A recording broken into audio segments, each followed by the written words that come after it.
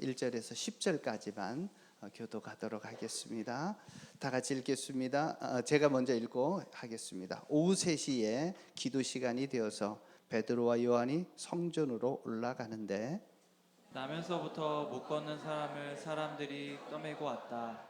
그들은 성전으로 들어가는 사람들에게 구걸하게 하려고 이 못 걷는 사람을 날마다 아름다운 문이라는 성전문 곁에 앉혀 놓았다. 그때 베드로와 요한이 성전으로 들어가려고 하는 것을 보고 구걸하였다. 베드로가 요한과 더불어 그를 눈여겨보고 그에게 말하였다. 우리를 보시오. 그 못 걷는 사람은 무엇을 얻으려고 하니 두 사람을 빤히 쳐다보았다. 베드로가 말하기를 은과 금은 내게 없으나 내게 있는 것을 그들에게 주니 나사렛 예수 그리스도의 이름으로 걸으시오. 그의 오른손을 잡아 일으켰다. 그는 즉시 다리와 발목에 힘을 얻어서 벌떡 일어나서 걸었다. 그는 걷기도 하고 뛰기도 하며 하나님을 찬양하면서 그들과 함께 성전으로 들어갔다. 사람들은 모두 그가 걸어 다니는 것과 하나님을 찬양하는 것을 보고 또 그가 아름다운 문 곁에 앉아 구걸하던 바로 그 사람임을 알고서 그에게 일어난 일로 몹시 놀랐으며 이상하게 여겼다. 아멘. 지난주 우리 헌신했던 내용들 몇 장, 한 5개, 6개 같이 좀 소개하도록 하겠습니다.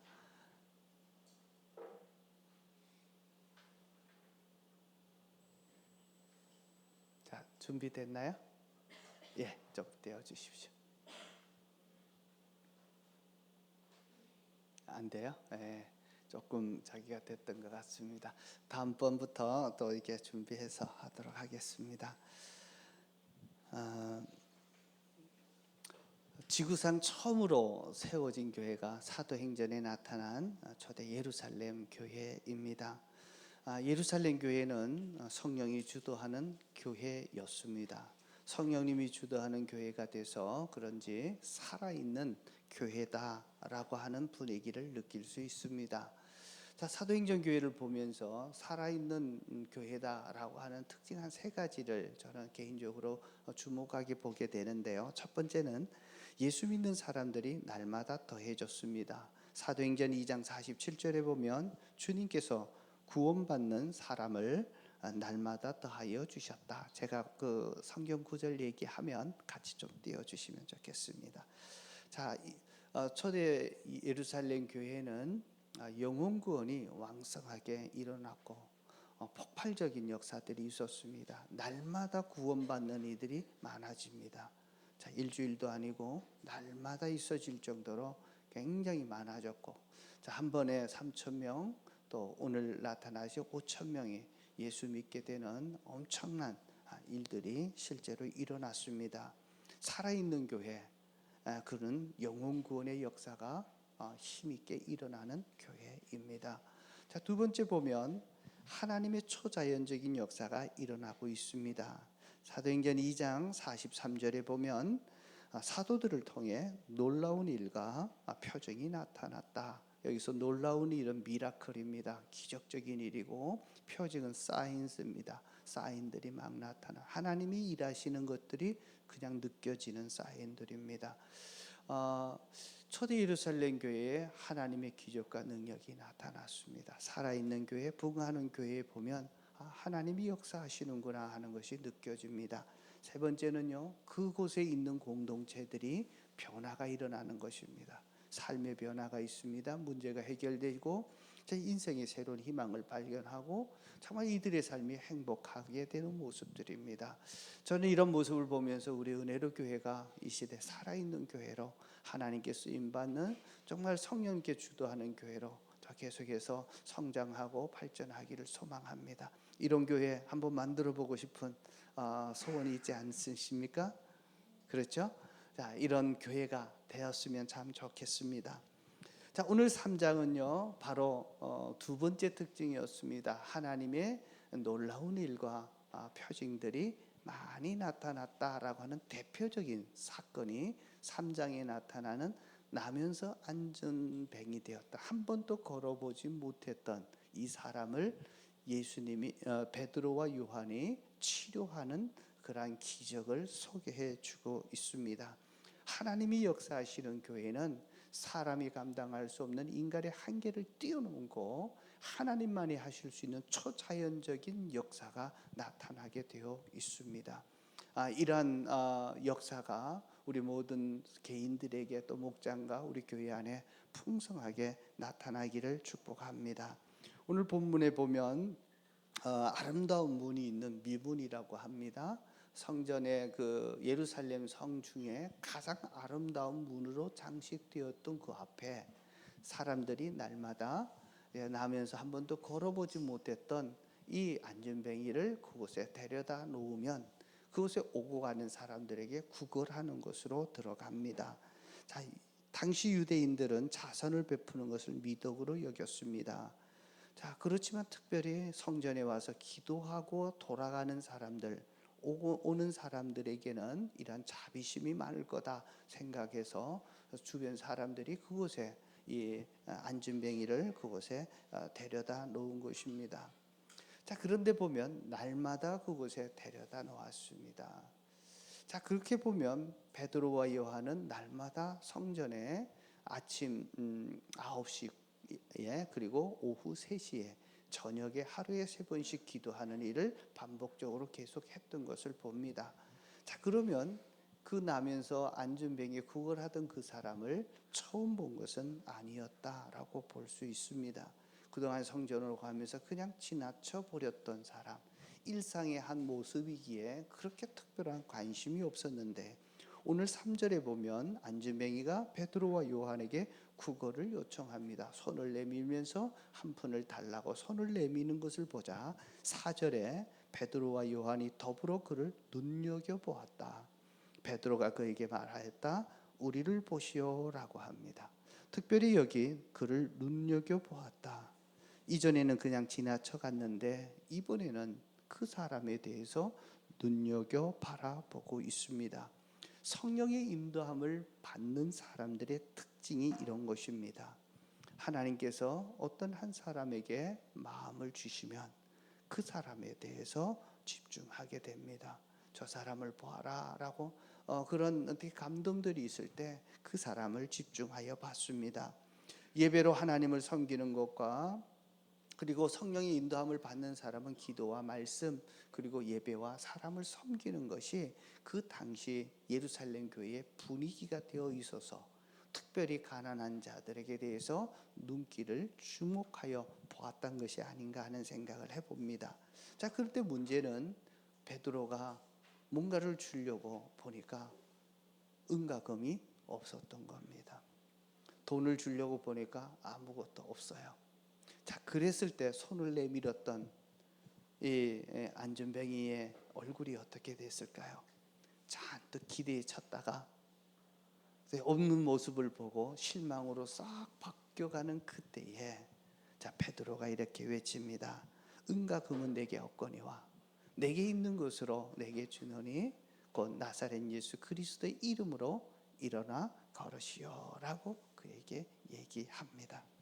그리고 그의 오른손을 잡아 일으키게 되니까 한 번도 걸어보지 못했던 이 안전뱅이가 그 자리에서 벌떡 일어나 걸으면서 뛰면서 하나님을 찬양하며 성전 안으로 들어가고 많은 사람들 앞에서 정말 춤을 추고 있는 이 모습들을 보여주고 있습니다. 정말 이 기적은 나사렛 예수의 이름의 능력이 얼마나 큰지를 보여주는 것이었고, 자, 이 사람에게는 정말 잊을 수 없는 큰 감동이 되었고 인생의 새로운 출발이 되었습니다. 뿐만 아니라 이 한 사람의 이러한 기적을 통해서 5천 명이 믿는 사람으로 돌아오는 놀라운 부흥의 역사의 기적의 주인공으로 쓰임받게 됩니다. 여러분, 이런 기적이 우리 인생에도 나타날 수 있을까요? 우리의 고질적인 질병이 치유될 수 있을까요? 우리 가정의 문제입니다. 부부의 문제, 부모의 문제, 자녀의 문제가 정말 해결될 수 있을까요? 자, 오늘 이 기적은 사인입니다. 이때 일어난 하나님의 사인은 우리도 성령님을 주도하고 예수님을 믿는 믿음의 자녀들이라면 동일하게 주시는 기적일 수 있습니다. 자, 옆 사람에게 이렇게 한번 얘기하면 좋겠습니다. 당신도 예수님의 치유를 경험할 수 있습니다. 자, 이제 진짜 진심으로 좀 담아서 주님의 기적이 당신에게 임하기를 축복합니다. 자, 믿습니까? 예, 하나님의 기적적인 기적이 능력이 여러분들의 삶 속에 또 사업과 일터에 나타나기를 축복합니다. 자, 오늘 보면 치유의 역사입니다. 어떻게 치유될 수 있었는지, 치유의 기적을 체험하려면 어떻게 해야 하는지 한 세 가지로 제가 말씀을 드리려고 합니다. 첫 번째는 믿음의 첫걸음을 내디뎌야 합니다. 베드로가 안진뱅이에게 예수 그리스도의 이름으로 일어나 걸어라 라고 말했을 때 특별히 베드로의 그 모습을 보면 그 안진뱅이의 손을 잡아 오른손을 잡고 일으켜 세웠다라고 하는 부분이 나타납니다. 자, 보면 이 안진뱅이는 한 번도 걸어본 적이 없습니다. 그래서 주님의 이름으로 일어나 걸어라 라고 해도 어떻게 해야 될지를 전혀 모르는 겁니다. 그때 베드로가 손을 잡고 그를 잡아 일으킬 때 발과 발목에 힘을 얻어서 이제 걷게 되고 뛰게 되면서 하나님을 찬양했다라고 말씀하고 있습니다. 자, 기적이라고 하는 것은 믿음의 첫걸음을 내디딜 때 하나님의 기적을 경험하게 되어집니다. 구약 성경에 보면 이와 비슷한 사건들이 나타납니다. 자, 모세가 죽고 여호수아가 지도자가 되었습니다. 그때 하나님께서 백성들을 데리고 이제는 요단강을 건너서 가나안 땅, 약속의 땅으로 들어가라고 명령을 합니다. 자, 그런데 그때가 홍수 시기여서 굉장히 물이 범람을 합니다. 그 정도로 홍수였고 물살이 세었고 수심이 굉장히 깊었고 물살은 굉장히 빨랐습니다. 자, 그때 하나님은 여호수아에게 제사장들에게 언약궤를 맨 그리고 12명의 각 지파 지도자들에게 요단강으로 들어가라라고 얘기합니다. 자, 하나님께서 약속하시기를 이제 너희가 마른 땅같이 가나안 땅으로 들어가리라 약속을 해주시고 그리고 그 지도자들에게 이제 요단강으로 들어가라고 합니다. 여호수아가 명령하자 제사장들이 언약궤를 메었던 제사장들이 믿음으로 순종합니다. 믿음의 첫발을 내디딥니다. 여기서 믿음의 첫발은 순종입니다. 순종할 때 강물이 막혀지고 그것이 마른 땅처럼 온 백성들이 건너게 되었다라고 하는 것이 여호수아 3장에 기록된 내용입니다.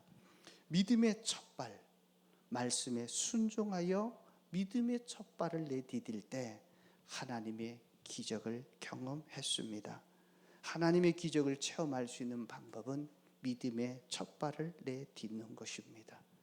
여러분, 아직까지 예수님을 교회는 오지만 정식으로 영접하지 않았다면 예수님을 영접하는 내 마음 중심 속에 예수님을 나의 주인으로 구원자로 받아들이는 믿음의 첫발을 내디디시기를 축복합니다. 예수 영접 모임을 통해서 여러분들이 영접할 수 있도록 그렇게 도와드릴 겁니다. 예수님이 내 안에 들어오실 때 그 주님이 우리에게 기적을 일으켜냅니다. 예배에 자꾸 실패하는 분들이 계시다면 자, 믿음의 첫발을 예배에 드릴 수 있습니다.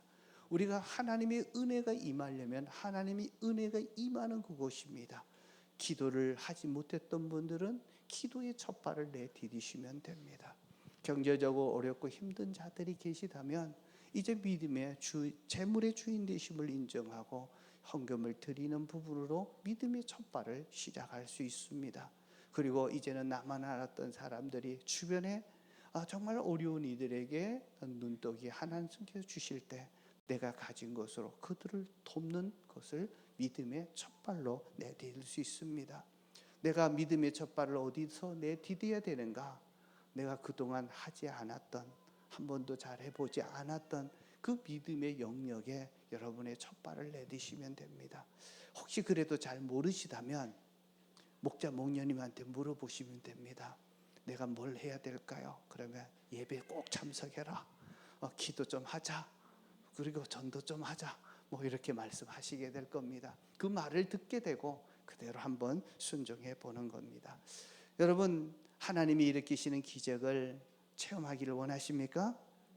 믿음의 첫발을 내디디시면 됩니다. 자, 두 번째는요, 치유의 기적을 경험하는 것은 개인의 능력이나 경건으로 일어나는 것이 아니라고 하는 사실을 아시는 겁니다. 우리 사람의 능력, 사람의 경건이 기적을 일으켜내는 것이 아닙니다. 사람의 능력이나 경건이 아닌 하나님의 능력으로 치유가 일어나기 때문에 그렇습니다. 예수의 이름을 믿는 믿음이 치유를 일으킵니다. 사도행전 3장 12절을 보시면 베드로는 이 사람들에게 이렇게 얘기합니다. 주변 사람들이 막 몰려들어서 베드로에게서 능력이 나타나고 베드로가 기적을 나타낸 줄 알고 막 몰려들 때 어찌하여 우리가 우리의 능력이나 경건으로 이 사람을 걷게 한 것처럼 우리를 바라봅니까? 라고 얘기합니다. 절대로 우리 개인의 능력, 개인의 경건이, 개인의 열심이 기적을 이뤄내는 것이 아니라고 하는 사실을 아셔야 합니다. 자, 치유는요, 믿음을 통해서 이루어집니다. 특별히 예수 이름의 믿음을, 예수 이름을 믿는 그 믿음이 치유를 일으킵니다. 예수 이름을 믿으려면 예수가 누구인지를 알아야 합니다. 예수님을 더 깊이 알고 더 많이 알면 알수록 우리의 삶 속에 기적과 치유의 역사는 더 크게 나타나게 될 것입니다. 그래서 예수 이름을 믿는 그 믿음은 예수님이 누구인지를 아는 것과 직결되어 있습니다. 자, 오늘 베드로는 그 몰려든 사람들에게 설교를 또 합니다. 설교를 하는데 거기서 보면 예수님을 소개합니다. 예수님이 세 가지를 소개하는데요. 첫 번째가 뭐냐면 베드로가 선포했던 예수님은 너희가 죽인 예수를 하나님이 다시 살리셨다. 그래서 예수님은 부활하신 주님이심을 알려주고 있습니다. 자, 우리가 믿는 예수님, 이 예수님은 죽음의 문제를 해결하신 분입니다. 죽은 자를 살리셨을 뿐만 아니라 자기도 죽었다가 3일 만에 다시 살아남으로 우리 인간에게 가장 두려움을 주고 공포를 주었던 죽음의 문제를 해결하신 분이 예수님이라고 하는 사실입니다. 자, 이 예수님이 죽음의 문제를 해결하셨기 때문에 어떤 질병도 주님 앞에는 더 이상 문제가 되지 않는다라고 하는 사실을 우리는 알게 됩니다. 이 세상에서 오직 죽음의 문제를 해결하신 분은 예수님밖에 뿐입니다. 이 예수님이 죽음의 문제를 이기시고 죽음의 문제를 해결하셨습니다. 불교의 석가모니도, 유교의 공자도, 그리고 이슬람의 마호메트도 죽음 앞에 다 무릎을 꿇었습니다. 그들은 죽어서 더 이상 매장되었습니다. 그래서 지금도 그들의 무덤이 있습니다. 그러나 예수님만은 무덤이 비어 있습니다. 왠지 아십니까? 부활하셨기 때문에 그렇습니다. 부활하셔서 지금까지 살아계셔서 우리의 부활의 주님이 되시고 우리의 인생을 도와줄 수 있는 능력자입니다. 죽음의 문제를 이기셨다면 이제는 더 이상 그보다 더 큰 문제도 우리를 해결할 수 있습니다. 사랑하는 성도 여러분, 예수님을 믿게 되면 믿는 자들은 더 이상 죽음이 두렵지 않습니다. 예수님처럼 우리는 다시 부활하고 다시 한번 살아나게 될 것을 믿기 때문에 그렇습니다. 죽음으로 끝나는 것이 아닙니다. 예수를 믿게 되면 오늘 이 세상을 떠나도 그리고 천국에 들어가서 주님이 예비하신 영원한 행복과 복락을 누리면서 영원히 살게 될 것을 우리는 믿게 되기 때문에 그렇습니다. 죽음의 문제를 해결하셨다면 우리가 갖고 있는 이 현실의 문제도 해결하실 수 있는 주님이 되십니다. 그래서 예수님은 이렇게 우리에게 초대하십니다. 수고하고 무거운 짐진 자들아 다 내게로 오라. 내가 너희를 쉬게 하리라 라고 얘기합니다. 혹시 우리가 살아가면서 내 인생의 문제가 없는 사람이 누가 있습니까? 재정의 문제로, 건강의 문제로, 관계의 문제로, 사업의 문제로, 그리고 우리의 진로의 문제로 각기 가슴 아리하고 눈물을 흘리고 슬퍼하면서 살고 있습니다.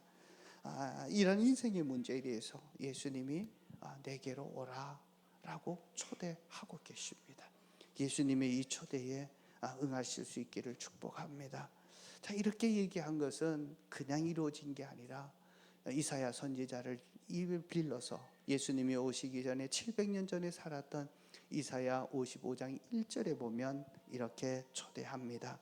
너희 모든 목마른 사람들아 어서 물러나오라. 돈이 없는 사람도 오너라. 너희는 와서 사서 먹되 돈도 내지 말고 값도 지불하지 말고 포도주와 젖을 사라라고 얘기합니다. 자, 이사야 55장 1절 다시 한번 우리 한번 보겠습니다. 같이 한번 읽겠습니다. 시작. 너희 목마른 사람들아 어서 물러나오라. 돈이 없는 사람도 오너라. 너희는 와서 사서 먹되 돈도 내지 말고 값도 지불하지 말고 포도주와 젖을 사가라. 돈이 없어도 되고 누구든지 오라고 얘기합니다. 이 예언했던 말씀대로 예수님께서 손을 내미시고 수고하고 무거운 짐진 자들아 다 내게로 오라고 얘기합니다. 여러분들 힘들게 하는 인생의 문제가 무엇입니까? 예수님만이 해답입니다. 예수님은 그 문제를 해결할 수 있는 분이십니다. 죽음의 문제를 해결하셨다면 우리의 인생의 문제는 문제가 되지 않습니다. 그 이름을 믿는, 예수의 이름을 믿는 자에게 하나님께서 이 문제를 해결해 주실 것입니다. 여기서 보면 사람이 해결할 수 없는, 나면서 한 번도 걸어보지 못했던 이 안준뱅이의 모습은 평생 걸어보는 것이 꿈이었을 것이었습니다. 그러나 그것이 현실이 될 것이라고는 믿지 못하고 지금까지 있었습니다. 그러나 예수의 이름의 능력으로 그가 그 자리에서 벌떡 일어나서 걸으며 뛰며 하나님을 찬양하고 새로운 인생이 시작되었습니다. 예수님을 만나면 인생의 모든 방황이 끝납니다. 우리의 문제에 하나님의 능력으로 치료되시는 그 주님을 의지할 수 있기를 축복합니다. 부활의 주님이십니다. 저는 이런 모습들이 얼마나 위로가 되고 격려가 되는지 모릅니다. 인간의 능력, 인간의 경건이 주님의 기적을 나타내는 것이 아닙니다.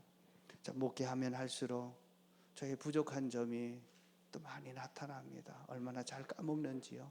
이름도 까먹고 갑자기 깜빡깜빡 하는데 그럴 때마다 참 제가 이렇게 창피스럽기도 하고 민망하기도 하고 뭐 그렇습니다. 죄송하기도 하고 어쩔 줄도 모르는데 그러면서 가만히 보면요, 참 목사로서 너무 부족한 게 많구나 하는 게 늘 생각됩니다. 남들처럼 강한 카리스마가 있는 것도 아닙니다. 그렇다고 유창한 말솜씨가 있는 것도 아니고 저는 소심합니다. 남들 앞에 나서는 것도 싫어하고 여러 사람이 있는 것에 대해서 절대로 먼저 나서지도 않는 소심한 사람인데 하나님이 저를 이렇게 목사로 불러주셨는데 너무 부족해서 하나님 이렇게 말솜씨도 좀 주시고 좀 적극성도 주시고 그렇게 많이 기도했는데 말씀을 준비하다 너무 큰 위로가 됩니다. 하나님은 부족한 게 많아도 인격이 부족해도 하나님 예수의 이름으로 기적이 나타나고 능력이 나타난다는 게 큰 힘이 됩니다. 그래서 저는 할 수 있는 게 없으니까 열심히 말씀을 준비해서 열심히 전하려고 하고 있습니다. 자, 그리고 우리 성도님들 보면 많이 아파하고 참 고통당하는 분들 볼 때마다 제가 이름을 불러가면서 정말 간절히 기도합니다. 예수 이름으로, 제게 능력이 있는 것이 아니기에 예수 이름으로 기도하면서 치유되기를 그렇게 기도합니다. 그리고 주일 예배를 마치고 또 헌신대 앞에 나오셨던 분들은 하나님이 제게 주셨던 영적인 어떤 이러한 권위를 가지고 또 축복하고 있습니다. 제가 축복하면 하나님께서 그대로 축복해 주실 거라고 믿으면서 합니다. 사랑하는 성도 여러분, 하나님의 능력과 기적은 아직 믿음이 미숙해도 인격이 흠이 있다 할지라도 하나님의 자녀로 태어난 저와 여러분들에게는 이러한 기적을 누릴 수 있는 기회가 다 주어지고 있다는 사실을 아시기를 바랍니다. 하나님은 부족한 저나 미숙한 여러분들의 그런 부분을 가지고 기적의 주인공으로 쓰시기를 원하십니다. 예수님을 나의 주인으로 믿으십니까? 부활의 주님으로 믿으십니까? 그러면 여러분들의 삶 속에서도 여러분들이 상상할 수 없는 엄청난 기적과 능력이 나타날 것입니다. 하나님이 여러분의 자녀이기에 그렇게 사용하실 것입니다. 주님이 쓰시려고 할 때 나는 신앙 경력이 아직 얼마 되지 않았다, 아직 성격이 못됐어, 그리고 나는 아직도 생활이 정리되지 않아서 이런 소리 하지 않기를 축복합니다. 하나님이 쓰시려고 할 때 믿음의 첫 발을 내디디면서 예수 이름의 능력으로 정말 기적을 일으키시는 주인공 되시기를 주의 이름으로 축복합니다. 자, 예수님은 부활의 주님이십니다. 베드로가 전하는 예수님 두 번째는요, 자, 구약 선지자를 통해서 예언하시고 그 예언대로 하나님이 보내신 분이 예수님이라고 하는 사실을 증명해 주고 있습니다. 성경의 기록은 역사입니다. 이스라엘의 역사, 성경의 역사를 보면 한 2000년 정도 되는 긴 역사 동안 이스라엘의 역사에 기록이 되어 있습니다. 역사는 신화가 아닙니다. 그냥 만들어 놓은 것이 아니라 사실이었습니다. 그래서 역사는 사실이기에 우리는 그대로 팩트를 받아들이는 것입니다.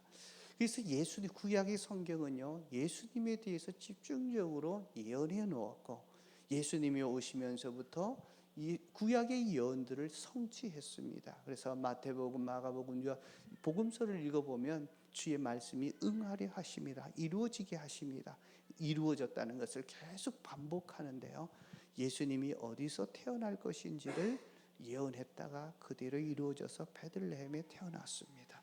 여자의 후손, 성령으로 잉태되어서 여자의 후손에게 나올 것이라고 예언했는데 그대로 이루 마리아에게서 태어났습니다. 그리고는 어디에서 자라야 될 것인지를 알고 나사렛 동네에서 자라나게 하셨고 그것이 이루어졌습니다.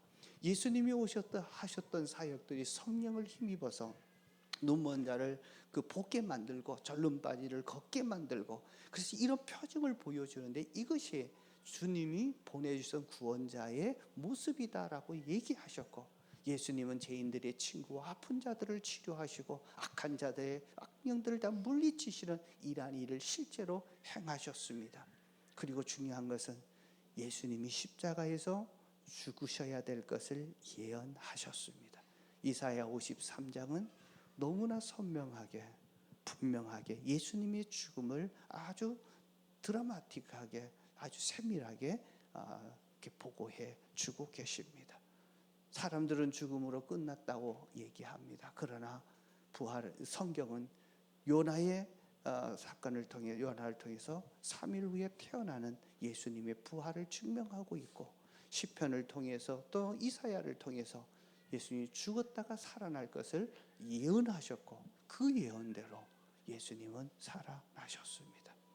다 왜 이렇게 역사를 통해서 성경을 통해서 우연히 발생시킨 것이 아니라 예언한 대로 그대로 이루어졌다는 것을 보여주실까요? 하나님을 믿지 않고 예수님을 믿지 않는 자들에게 더 이상 의심하지 말고 믿으라고 하시는 말씀입니다. 예수님은 예언대로 그대로 이루셨고 그리고 죽었다가 살아나셔서 지금도 역사하시는 분이십니다.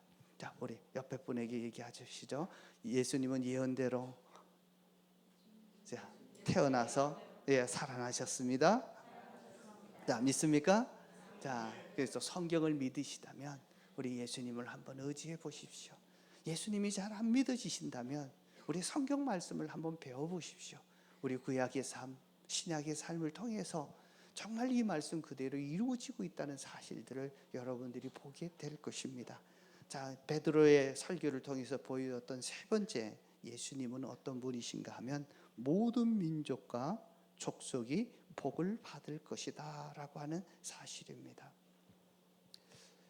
자, 모든 족속이 이제 예수님을 통해서 하나님의 복이 그들에게 임하게 될 것입니다. 여러분, 예수님만이 희망입니다.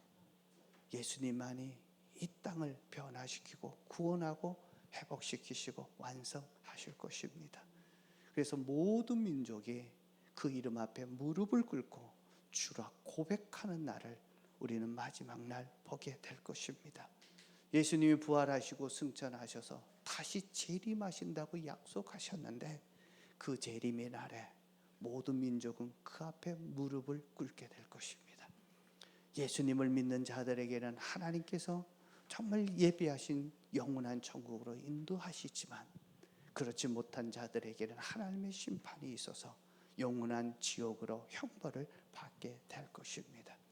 여러분, 저와 여러분들이 또 우리가 알고 있는 모든 분들이 이제 주님이 예비하셨던 영원한 천국에서 함께 정말 그 축복을 누릴 수 있는 그 자리에 설 수 있기를 축복합니다. 이제 치유님의 치유를 얘기하려면 믿음의 첫 발을 내려놓으셔야 되고 예수 이름에 믿는 그 믿음이 우리를 구원합니다. 세 번째는요, 치유의 기적을 경험하려면 믿음을 통해서 일어납니다. 치유의 기적은 믿음을 통해서 일어납니다. 자, 그렇다면 치유의 기적을 일으키는 믿음은 누구의 믿음일까요? 본문을 통해서 우리는 성경을 통해서 보면 세 가지 유형의 믿음이 있는 것을 봅니다. 성경에 보면 치유의 역사들이 많이 나타나는데요. 첫 번째는 본인의 믿음입니다. 가장 중요한 것은 치료받기를 원하는 그분의 믿음에 주님이 기적을 일으키시고 치유를 일으키십니다. 마태복음 9장에 보면 맹인 두 사람이 예수님을 따라옵니다. 한 집에 들어가자 그곳에 가서 자기를 고쳐달라고 애원을 합니다. 자, 그때 예수님께서 내가 너희의 눈을 뜨게 할 것을 믿느냐라고 물으십니다. 예수님이 직접 물으세요. 내가 너희를 치료할 줄로 눈을 뜨게 할 줄로 믿느냐? 그때 맹인이 뭐라고 얘기하냐면 네 주님이라고 얘기합니다. 주님이 그렇게 하실 것을 믿습니다라고 고백을 하죠. 그때 마태복음 9장 29절에 보면 예수님이 이렇게 얘기하십니다. 너희 믿음대로 될지어다. 치유는 믿음입니다. 치료받기를 원하는 그 사람의 믿음에 주님은 응답하셔서 기적을 일으켜 주십니다. 혹시 내 몸에 육체적인 병들 또 아픔들이 있다면 여러분들이 치료해 주실 것을 믿고 구할 수 있기를 축복합니다. 자, 두 번째는요, 제3자의 믿음을 통해서도 치유해 주십니다. 제3자의 믿음인데 본인의 믿음이 아니라 제3자의 믿음입니다. 마태복음 8장에 보면 백부장 이야기가 나옵니다. 그의 하인이 있었는데 그를 사랑하고 매우 아끼는 종이었는데 중풍병에 걸려서 죽어가고 있습니다. 그래서 움직이지 못하자 이 백부장이 예수님을 찾아옵니다. 찾아와서 자기 종을 고쳐달라고 간청을 하게 되어집니다.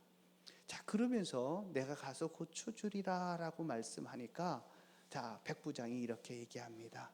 자, 내 집에 들어오면 내가 허락하지 않겠습니다. 나도 내 이때 부하가 있는데 그 보고 가라면 가고 오라면 옵니다. 말씀만 하시옵소서.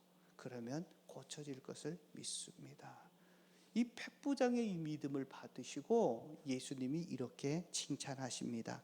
8장 마태복음 8장 10절에 보면 내가 이스라엘 중 아무에게서도 이런 믿음을 본 일이 없다라고 하면서 믿음을 칭찬하셨는데 제3자의 믿음을 통해서 그와 전혀 상관이 없는 종의 병이 중풍병이 치료되었습니다. 믿음이 치료합니다. 그리고 세 번째 유형인데요. 오늘 본문에 나오는 유형입니다. 기도하는 사람의 믿음을 통해서 치료가 기적이 일어납니다.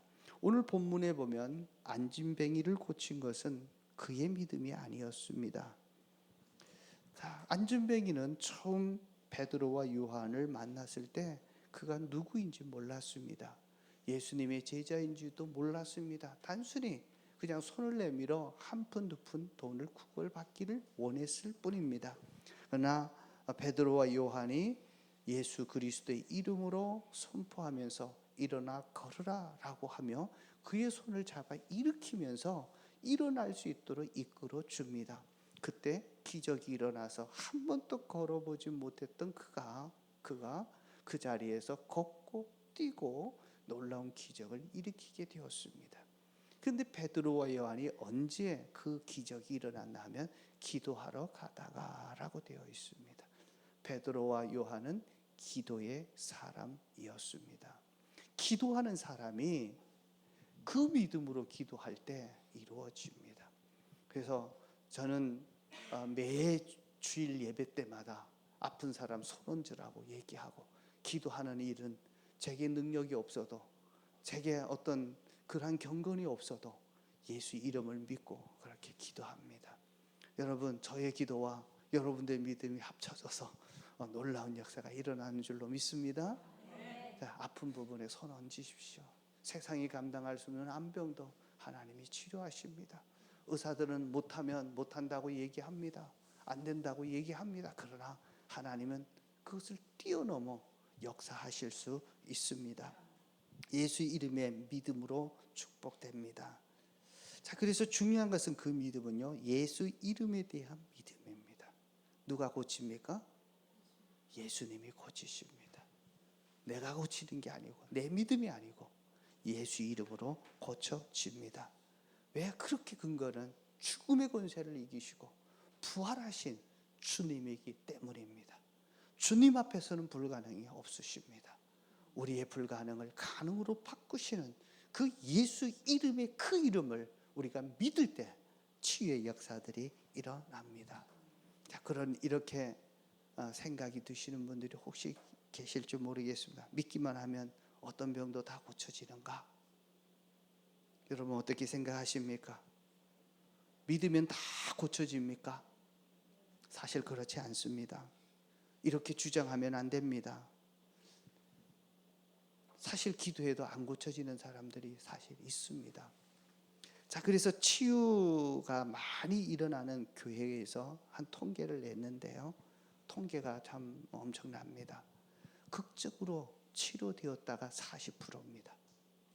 자, 그런데 40%는요, 이게 대단한 프로테지가 넘습니다. 일반 의사에서 명의라고 하셨던 분들이 솔직히 고친 환자들을 쫙 보면 100%다 고치는 게 아닙니다. 몇 프로 고치나 하면 27%에서 30% 고친대요. 30%를 고치면 세상에서 명의라고 하는 칭호를 받습니다. 자, 그런데 기도해서 나았더니만 몇 프로? 40%가 고쳐졌고, 그리고 조금 나았다고 하는 분이 40%가 됩니다. 어쨌든 한 70%가 고쳐지는 게 있고요. 30%는요, 기대했는데 아무런 결과가 나오지 않았더라라고 하는 통계가 있습니다. 자, 그러면 극적으로 치유받았던 사람들은 다 믿음이 좋은 사람이냐? 그렇지 않습니다. 그러면 아무런 일이 일어나지 않았다는 그 사람들은 다 믿음이 없는 사람이냐? 그것도 그렇지 않습니다. 자, 중요한 것은 치유를 경험했던 사람들의 그 부분을 받았다고 얘기하는 케이스를 들여다보면 거기에는 반드시 예수님이 고칠 거라고 하는 믿음이 있었습니다.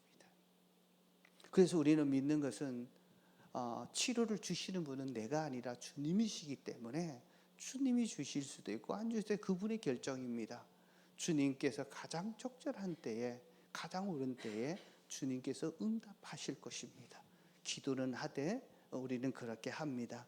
그래서 반드시 본인의 믿음이든 삼자의 믿음이든 기도하는 사람의 믿음이든 우리 주님이 고치십니다. 치료는 내가 하는 내 믿음이 아니라 누구의 믿음? 예수 그리스도의 이름을 믿는 믿음입니다. 자, 예수님을 믿으시기를 주의 이름으로 축복합니다. 아프신 분은 예수님이 나를 치료하실 거라고 한번 믿어 보십시오. 그분은 부활의 주님이시기에 그 믿을 때 부활의 주님이 내 삶 속에, 내 인생 속에, 내 건강의 문제뿐만 아니라 내 인생의 문제도 풀어 가시는 분이십니다. 이 믿음이 있는 곳에 치유와 기적의 역사가 일어납니다. 이제 말씀을 마무리하려고 합니다. 저는 우리 은혜로 교회 모든 성도님들이 정말 살아있는 예루살렘 교회처럼 하나님의 기적을, 하나님의 치유를 경험하기를 간절히 소망합니다. 자, 오늘 세 가지 꼭 기억하십시오. 믿음의 첫 발을 내디뎌야 합니다. 아직 예수님을 내 인생의 주인으로 받아들이지 않았다면 예수님을 영접하기 위해 여러분의 믿음의 첫걸음을 내디디십시오. 예수님이 내 안에 들어오실 때 그 주님이 내 인생을 바꾸어 갈 것입니다. 자, 두 번째입니다. 치유는 우리의 능력이나 경건으로 이루어지는 것이 아니라 예수님의 이름을 믿는 그 믿음이 기적을 만들어냅니다. 예수님은 죽음의 권세를 이기신 부활의 주님이십니다. 구약의 역사를 통해 예언했다가 그 삶이 이루어지신 예수님, 자, 그분이 우리를 치료하시는 분이십니다. 우리의 믿음을 통해서, 삼자의 믿음을 통해서, 기도하는 자의 믿음을 통해서 치료하시는 것을 믿으시기를 축복합니다. 자, 특별히 기도하는데요, 이제는 예수님을 정말 믿는다면 여러분의 인생의 문제를, 여러분을 고통스럽게 하는 그 문제를 주님 앞에 내어놓는 것입니다. 오늘 이 시간, 주님, 내 문제 해결할 수 없지만 하나님, 이 문제를 주님께 맡깁니다. 예수님 앞에 한번 맡기시기를 축복합니다. 주님께서 치료하시고 해결하실 것입니다. 세 번째는 치유의 능력은 믿음으로 되어집니다. 본인의 믿음이든 삼자의 믿음이든 기도하는 사람의 믿음이든 내 확신이 아니라 예수 그리스도의 그 이름의 권세, 그 이름을 믿을 때 주님이 치료하신다는 이 사실들을 분명히 믿고 우리가 이제 치료의 기적을 맛보기를 원합니다. 원하는 것은 이제 베드로처럼 정말 아픈 사람을 위해서 기도할 때 내 기도하는 믿음을 통해서 그 병자가 치료함을 받고 그 아픔이 주의 능력으로 치료되는 역사들을 보는 기적의 주인공이 되시기를 축복합니다. 하나님이 기적을 일으킬 때 정말 보잘것없었고 세상에 소망이 없고 희망이 없었던 안준뱅이가 이제는 주님의 기적을 일으켜내면서 5천 명을 영혼 구원하는 사인으로 쓰임받았던 위대한 인생이 되었습니다. 하나님은 그런 인생 되기를 오늘 또 여러분을 초대하십니다. 오늘 이 말씀을 들으면서 한 가지 내가 무엇할 것이 첫 발을 내디딜 것인지, 내 문제를 주님 앞에 내어놓든지, 아니면 기도하면서 아픈 자들을 위해서 치유의 기도를 한번 해보시기를 주의 이름으로 축복합니다. 그래서 여러분들의 레마카드 위에 내가 이 세 가지 중에 한 가지를 실천상으로 하고 한번 해보겠습니다. 고백하시면 좋겠습니다. 제가 한번 기도하겠습니다. 하나님, 주님을 믿지 못했던, 그리고 세상에 일어나는 모든 문제를 더 크게 보고 절망하고 좌절했던 우리를 용서하여 주시옵소서. 문제보다 크신 부활하신 주님을 믿습니다. 나의 주인으로 믿고 이제 주님의 말씀 앞에 수고하고 무거운 짐진 자들아 다 내게로 오라고 했던 그 말씀 따라 오늘 주님의 품에 나아가기를 원합니다. 이제 예수 영접하겠습니다. 하나님을 믿고 싶습니다. 믿음의 첫 발을 내디딥니다. 나를 힘들게 했던 인생의 문제를 부활하신 주님 앞에 나와서 맡기겠습니다. 지금 이 시간 맡깁니다. 주님 받아주시고 주여 기적을 일으키셔서 치료해 주시고 회복시켜 주시고 변화시켜 주시옵소서. 이제는 기도하는 사람 되어 다른 사람을 치료하는 치료의 사람 되기를 원합니다. 손 얹어 기도할 때마다 병든 자들이 치료되는 역사가 우리에게 나타나게 하시고 목장마다 나타나게 하시고 우리 교회에서 일어나게 하옵소서. 예수님의 이름으로 기도하옵나이다. 아멘.